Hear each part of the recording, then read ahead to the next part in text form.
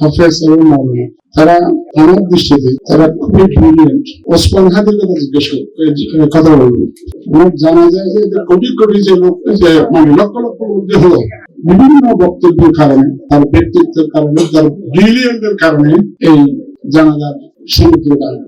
ওসমান হাদি হচ্ছে আপনাদের ব্যাকগ্রাউন্ড থেকে আসছে, মাদ্রাসা ব্যাকগ্রাউন্ড, বিসিএস ক্যাডারটা খুব প্রতিযোগিতার মাধ্যমে আসে। আগে দেখছি পলিটিক্যাল একটা ব্যাকগ্রাউন্ড থাকলে সে চলে আসে, কিন্তু তার ব্রেইন যদি না থাকে, টেবিল টক করার সময় অন্যজনের সাথে সে যদি নিচু হিসেবে কথা বলে, সে আমাদেরকে কোনো আউটপুট দিতে পারবে না।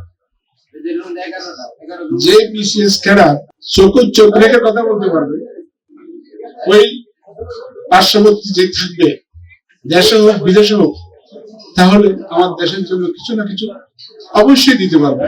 রমজানের প্রথম দিকে আমি আমার গ্রামের বাড়িতে গেছিলাম, তো আমাকে আমার মসজিদের খতিব সাহেব দেখার সাথে সাথে সালাম দিয়ে আসলো, আসসালামু আলাইকুম। ওয়ালাইকুম আসসালাম।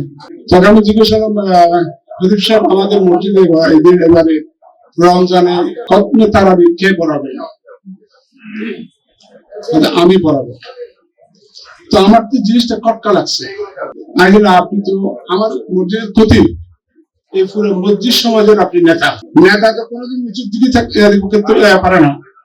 এই যে হাফেজে কোরআন, সে ৬-৭ বছর কষ্ট করে সে হাফেজে কোরআন হয়ে আসলো, আর একটা থেকে রমজানের মধ্যে মসজিদে, গ্রামের মসজিদে বিশেষ করে সে তত্ত্বে তারাবিটা পড়ান।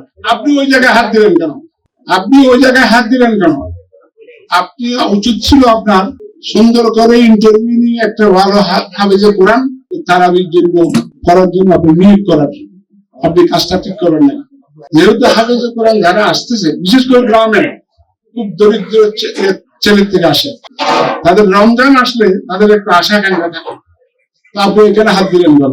উত্তরা পাবলিক লাইব্রেরি অনেক ধন্যবাদ এই ধরনের আয়োজন করার জন্য। হ্যাঁ, ভবিষ্যতে আপনারাও একটু সহযোগিতা করবেন। উত্তরা পাবলিক লাইব্রেরিকে আমরাও চেষ্টা করতেছি